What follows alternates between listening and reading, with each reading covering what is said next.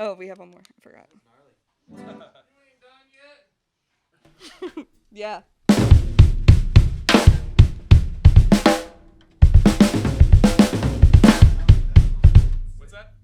What's up, everybody? You are tuned into Datil Tapes here in St. Augustine, Florida. We are at Doubleland Studio. I'm your host, Ben McLeod, and I'm pleased to have Roadie in for a session this evening. How's it going? Hi, good. Thanks for having us. Very excited.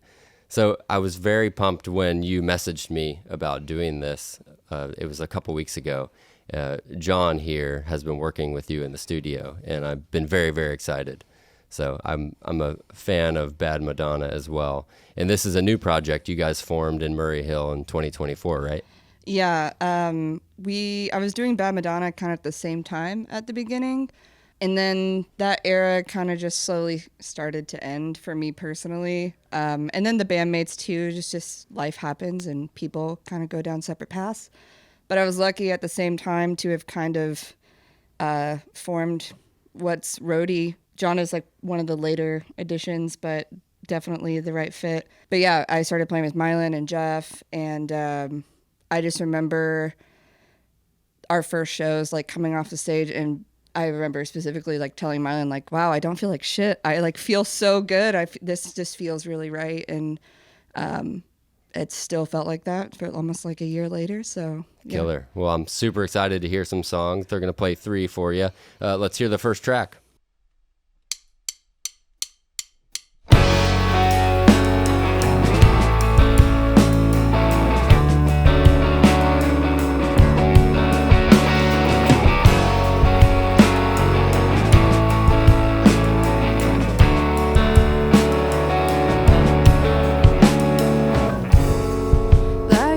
To be so sweet, like bubbles hitting my teeth, swapping I love yous, daydreaming I do, blissful sleep.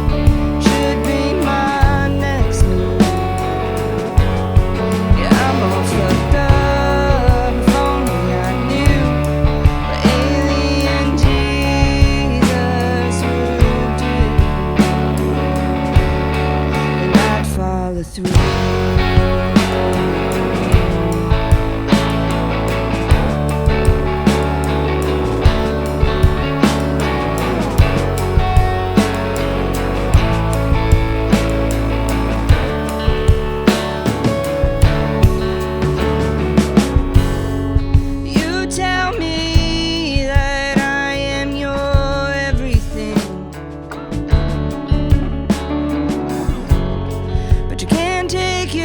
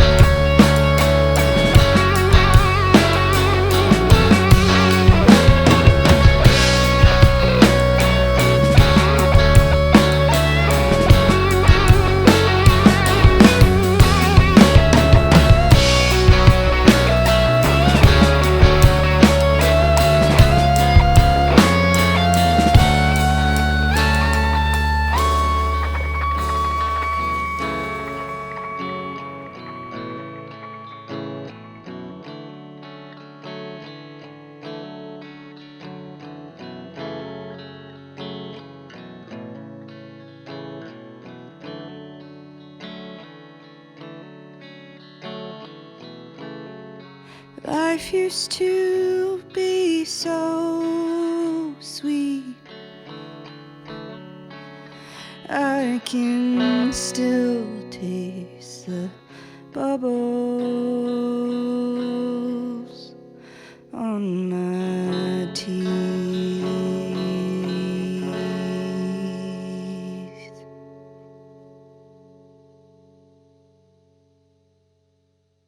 That track was called Alien Jesus, and you guys just recorded that, correct? Yes, we just recorded that at Retrophonics with John.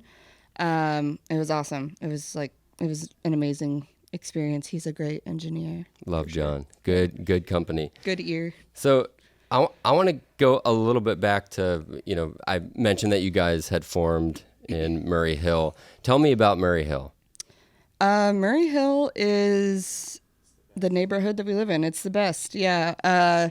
There's tons of bars, restaurants, there's a venue, the Walrus, that we play at pretty frequently. We're all pretty much walking distance from like the main strip there on Edgewood. So there's always something going on. Oh, Hard Love just opened up there as well. So they're doing a lot of hardcore shows. They do recording, rehearsal space, things like that. So it's a lot of new stuff is popping up there, which is really cool. I feel like I've lived there almost 5 years now. And it feels a lot lively, like very lively right now. There's a lot of new people coming to live there, but not like boring and like corporate shit moving in, It's like, it feels very community based to me, at least. Gotcha. Are there a lot of bands in Murray Hill? I feel like the venue, like especially playing at the Walrus, we play with some local bands, but it really brings people from all sides of town kind of to the neighborhood, if that makes sense. One of my favorites that like I love to play with, I actually play guitar in her band as well, is BB Deluxe. It's always like a fun, awesome time. She puts on an amazing show, and I love her songwriting and everything like that. So Gotcha. So as far as the scene there, is there good support like among other bands? Are there record shops that promote shows? Like who's kind of the backbone behind the scene in Murray Hill, or is it kind of just everybody together? I feel like it's a group effort. At least in my eyes. Like I said, there's that new spot, Hard Love, just opened up, and there's a lot of support from like the hardcore community. Hardcore punk scene seems to be like really thriving there at the moment. And then the Walrus is just like a hub for community, and it's a safe space for so many different kinds of people. I actually host a songwriting night there a couple times a month, and that has like gotten a lot of support from just songwriters in the area. I mean, when I first started doing it, I was like, who cares? Like, no one's gonna come to the songwriter night, but people really show up for each other. And I think that musicians, especially as the scene in Jacksonville has kind of changed and there are less local venues and smaller venues, people are really like rallying around each other to make sure we're showing up for those kinds of shows and not just whatever's playing at Daly's Place or, Yeah, the big corporate venues. How do people find out about your songwriter night? It's through my Instagram at Roadie Tunes or the Walrus. I have not sure what their handle is. It might be the Walrus Jacks. Okay. But they post about it, and that's kind of the only place it lives. Gotcha. I'm not a marketing person. Yeah. Well, those links will be in the description in this video. Also, you can listen to all the Datil Tape sessions on anywhere you get podcasts. You can listen to the audio. Speaking of that, how about another track? I'm ready. You guys good? Yeah.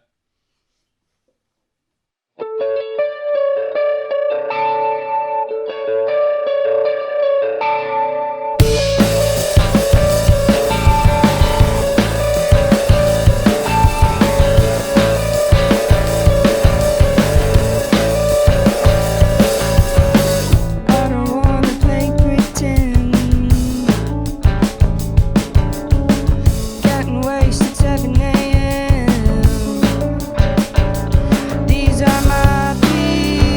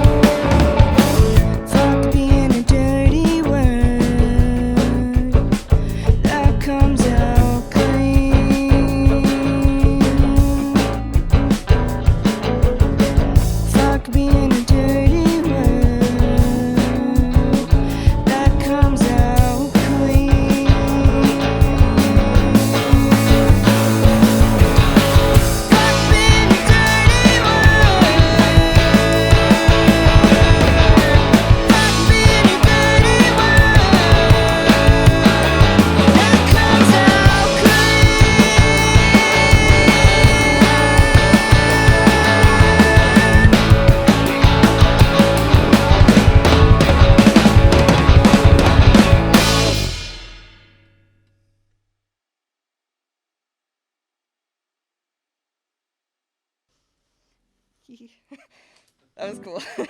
I was like, when's it end? What was the last song called? The last song was called Dirty Word. I love the lyrics. I kind of want to dive into what inspires your lyrics. Some artists don't like to give away their secrets, but can you tell me a little bit about inspirations? Yeah. Yeah, I definitely wouldn't call it a secret. I feel like most of my writing is very, at least from where it comes from on my end, is very transparent. I don't often try to or at least recently, don't often try to make some kind of hidden meaning. But yeah, I think I kind of, with this project, have been trying to keep it a little bit loose. My songwriting has changed a lot from when I was writing for Bad Madonna and even before that, and just trying to kind of, if I start something, take it as far as I can take it and not to think too hard about it. That song specifically, Dirty Word, at the time I had been given a book by one of my friends called Dharma Bombs by Jack Kerouac, and I really, really didn't like it. It didn't resonate with me, but he had written fuck being a dirty word that comes out clean. So that's from that book, and that's the one sentence from that entire book that I was like, okay, I fuck with that. I understand what that means. Mm-hmm. And then at the time, I was just kind of in this place where I feel like I was thinking a lot about perception and judgment, I guess, and just kind of like being perceived or as someone that's like bad or doing bad things when you're just kind of like fucking around and having fun, like staying up till 7 a.m. getting wasted. But it's like the people you're with are like, they're your people, It's not, there's nothing bad about any of that. There's nothing, it's just you being you, and who's to say if you're not there and you're not a part of it, kind of. So yeah, I just kind of took that and melded the things together and then ran with it, really. I love it. So one final question. Obviously the theme of this session series is highlighting bands in the North Florida area. And with all different kinds of bands around here, I've been enjoying asking different artists and bands, what are some obstacles that you have, faced or been challenged with being a band or an artist in North Florida? Like, what makes it hard? Yeah. Heat. Yeah. It's hot as fuck. Gilmore Quandary said heat. Anybody have anything they want to chime in at? I'll just, I don't know. I guess for me, something is, while we do have these great venues that are popping up now, I do feel like the amount of venues that we have now versus, maybe like 10 years ago has dwindled a lot. So I find us like playing the same place pretty frequently, which isn't necessarily bad, but it would be nice to be able to kind of like play to different crowds and stuff. We kind of have to drive outside of Jacksonville to get that, which can be, I don't know, maybe I just miss like the old days when it's like there was like 4 or 5 different places you could kind of pop around at. Gotcha.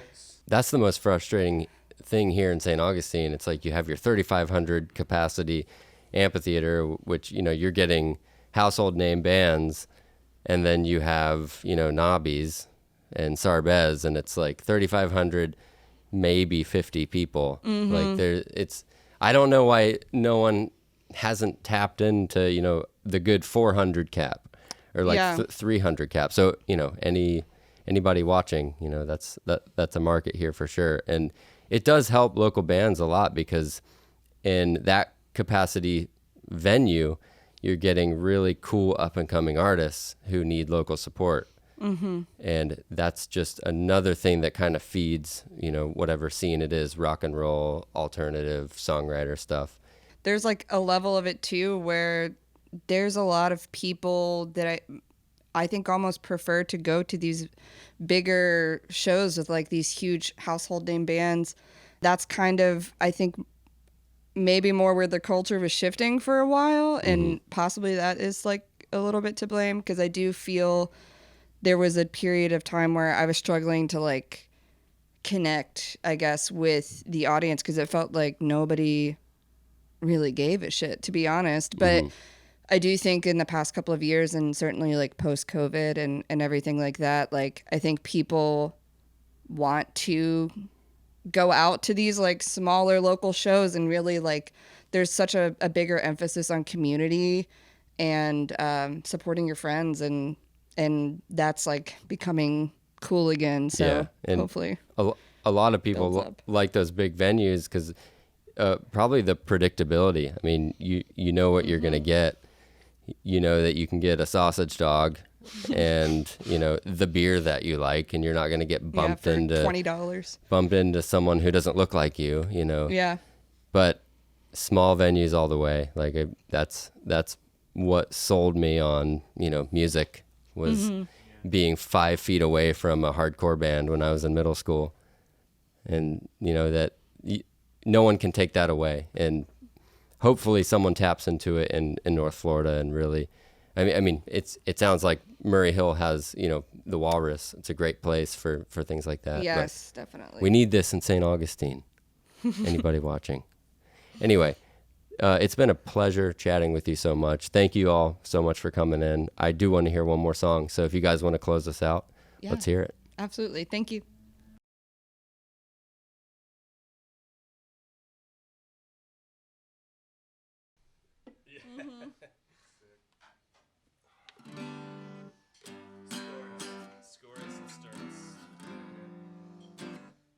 All right. Oh, I need to turn it up.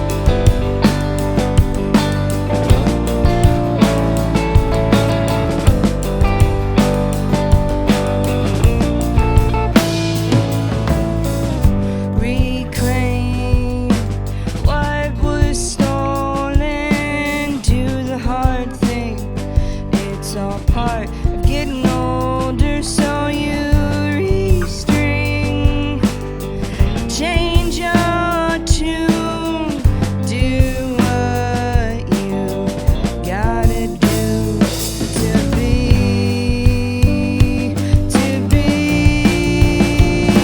to be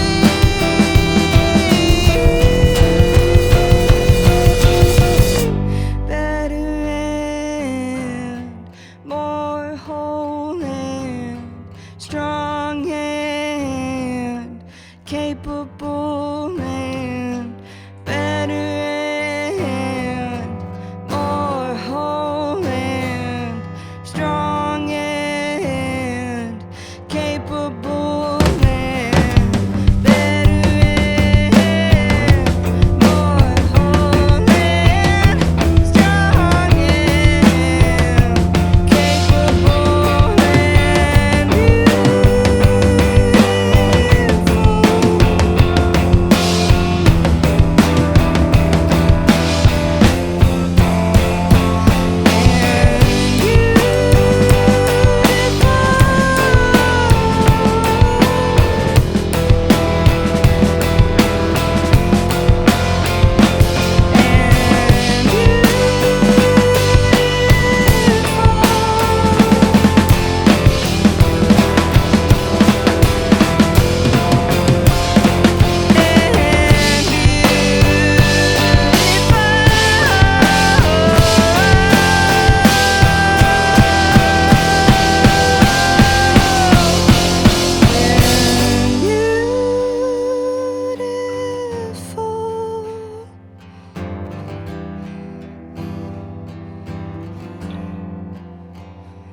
and beautiful.